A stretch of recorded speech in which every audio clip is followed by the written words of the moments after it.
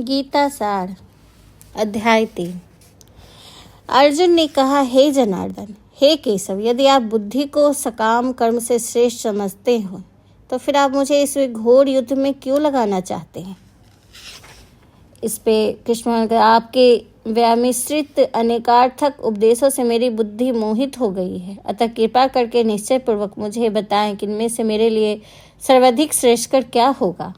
श्री भगवान ने कहा, हे निश्चय पाप अर्जुन, मैं पहले ही बता चुका हूँ कि आत्म साक्षात्कार का प्रयत्न करने वाले दो प्रकार के पुरुष होते हैं। कुछ इसे ज्ञान योग द्वारा समझने का प्रयत्न करते हैं और कुछ भक्ति भयमय सेवा से के द्वारा। ना तो कर्म के विमुख होकर कोई कर्मफल से छुटकारा पा सकता है और ना केवल संन्यास से सिद्धि प्राप्त की जा सकती है।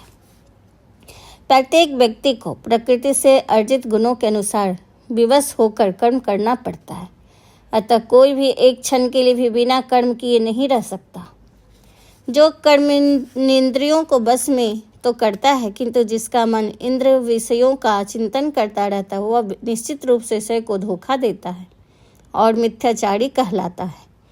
दूसरी ओर यदि कोई निष्ठान व्यक्ति अपने मन के द्वारा कर्म इंद्रियों को वश में करने का प्रयत्न कर रहा है और बिना किसी आसक्ति के कर्म योग में प्रारंभ करता है, वह अति उत्कृष्ट है। अपना नियत कर्म करो, क्योंकि कर्म न करने की अपेक्षा कर्म करना श्रेष्ठ है। कर्म के बिना तो शरीर निर्वाह भी नहीं हो सकता। श्री विष्णु के लिए यज्ञ रूप में कर्म करना चाहिए, अन्यथा कर्म के द्वारा इस भौतिक जगत में बंधन उत्पन्न होता है। अतः हे कुंती पुत्र, उनकी प्रसन्नता के लिए अपने नियत कर्म करो, इस तरह तुम बंधन से सदा मुक्त रहोगे। सृष्टि के प्रारंभ में समस्त प्राणियों के स्वामी प्रजापति ने विष्णु के लिए सहित मनुष्य तथा देवताओं की संततियों को रचा और उनसे कहा कि तुम इस यज्ञ से सुखी रहो, क्योंकि इसके करने से तुम्हें सुखपूर्वक रहने तथा मुक्ति प्राप्त करने के समस्त वांछित वस्तुएं प्राप्त हो सकेगी। यज्ञों के द्वारा प्रसन्न होकर देवता तुम्हें प्रसन्न करेंगे और इस तरह मनुष्यों द्वारा देवताओं को मध्य सहयोग से सबों को संपन्नता प्राप्त होती है। भगवान के भक्त सभी प्रकार के पापों से मुक्त हो जाते हैं, क्योंकि वे यज्ञ में अर्पित किए भोजन को ही खाते हैं। अन्य लोग जो अपने इंद्रिय सुख के लिए भोजन बनाते हैं, वे निश्चित रूप से पाप को खाते हैं।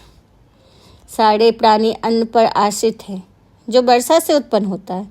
वर्षा यज्ञ संपन्न करने से होती है और यज्ञ नियम कर्मों से उत्पन्न होता है। वेदों में नियमित कर्मों का विधान है और वेद साक्षात श्री भगवान से प्रकट है। फलतः सर्वव्यापी ब्रह्म यज्ञ कर्मों में सदा स्थिर रहता है।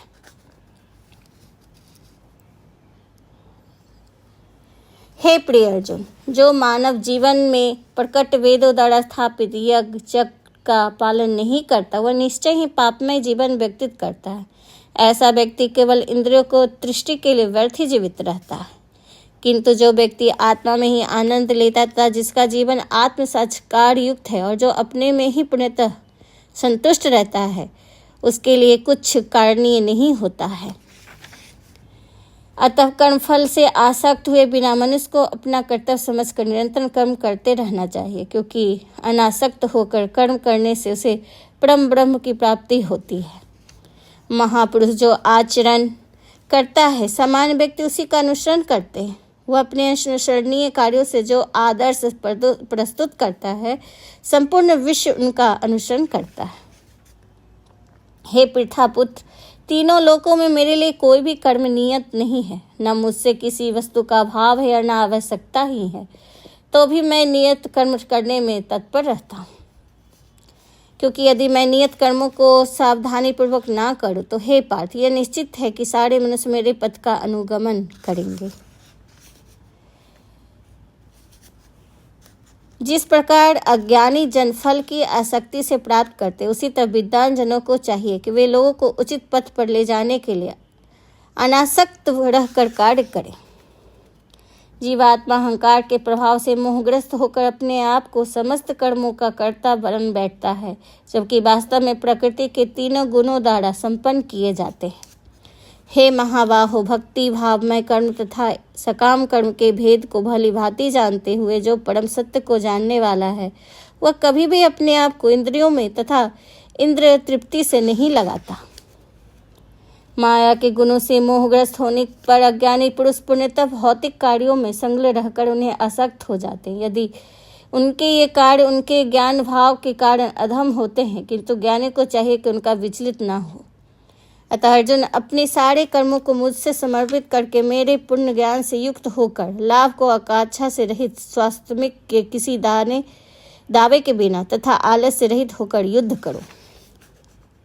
जो व्यक्ति मेरे आदेशों के अनुसार अपना कर्तव्य करते रहते हैं, ईर्ष्या रहित होकर उन्हें उपदेश का श्रद्धापूर्वक पालन करते हैं, वे सकाम कर्मों के बंधन से मुक्त हो जाते हैं। किंतु जो ईर्ष्यावश इन उपदेशों की अपेक्षा करता है, उनका पालन नहीं करते, उन्हें समस्त ज्ञान से रहित, दिग्भ्रमित तथा सिद्धि के प्रयासों से नष्ट भ्रष्ट समझा जाना चाहिए। ज्ञानी पुरुष अपनी प्रकृति के अनुसार कार्य करते हैं, क्योंकि सभी प्राणी के तीनों गुणों से प्राप्त अपनी प्रकृति का ही अनुसरण करते हैं। भला दमन से क्या हो सकता है?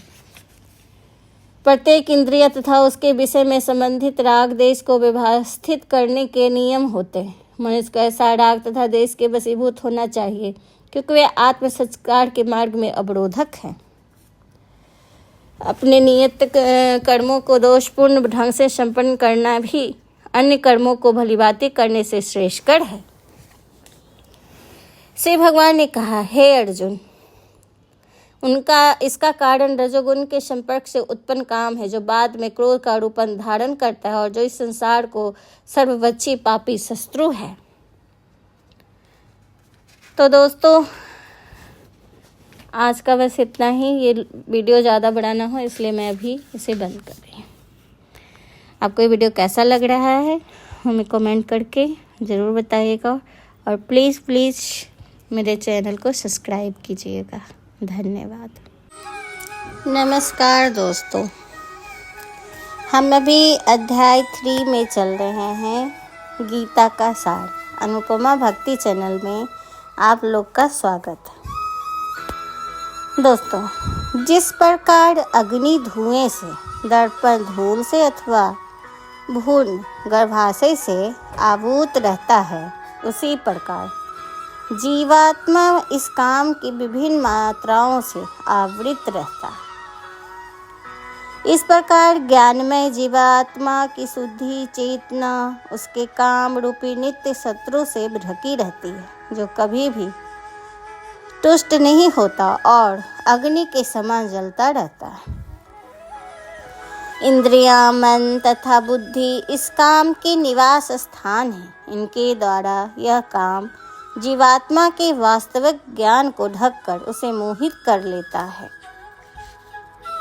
इसीलिए हे भारतवंशियों में श्रेष्ठ अर्जुन, प्रारंभ से ही इंद्रियों को बस में करके इस पाप के महान प्रति काम का दमन करो और ज्ञान तथा आत्म साक्षात्कार के इस विनाशकर्ता का वध करो।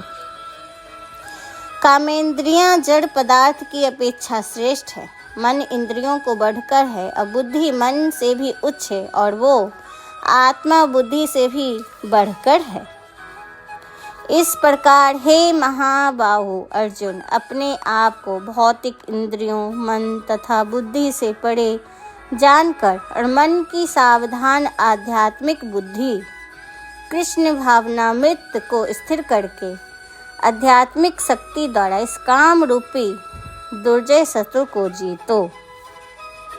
दोस्तों, तात्पर्य यह है कि भागवत गीता के 3 अध्याय निष्कर्ष मनुष्य को निर्देश देता है कि वह निर्वेश शून्यवाद को चरम लक्ष्य न मानकर अपने आप को भगवान का शाश्वत सेवक समझते हुए कृष्ण भावनामृत में प्रवृत्त को भौतिक जीवन में मनुष्य काम तथा प्रकृति पर प्रभुत्व पाने की इच्छा से प्रभावित होता है। प्रभु तथा इंद्रिय तृप्ति की इच्छाएं बुद्धिजीव की परम शत्रु है, किंतु कृष्ण भावनामृत की शक्ति से मनुष्य इंद्रियों, मन तथा बुद्धि पर नियंत्रण रख सकता है। इसके लिए मनुष्य को सहसा अपने नित्य कर्मों को बंद करने की आवश्यकता नहीं है, अपितु धीरे धीरे कृष्ण भावनामृत विकसित करने की भौतिक इंद्रियों तथा मन में प्रभावित हुए बिना अपने शुद्ध स्वरूप के प्रति लाछित स्थिर बुद्धि से दिव्य स्थिति को प्राप्त हुए जा सकता है। यही इस अध्याय का सारांश है। संसारिक जीवन की नमस्कार दोस्तों। अवस्था में